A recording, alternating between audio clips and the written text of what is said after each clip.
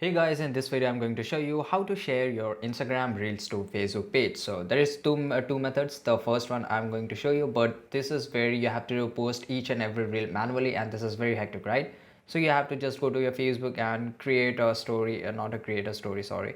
You have to click on here, and after that you have to upload a reel, right? So here you have to do it for the every, but let me show you another method which is in Instagram. So whenever you post a reel in the Instagram, it will automatically will get posted to your Facebook page, right?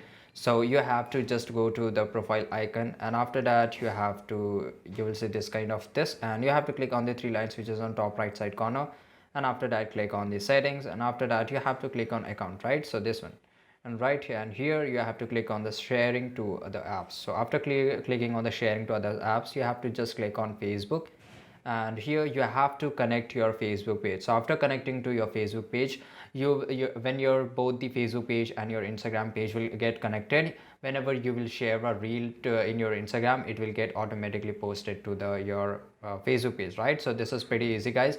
I hope you found this video really useful, and if you did like this video right now, subscribe our channel and see you in the next video. Till that time, take care, goodbye.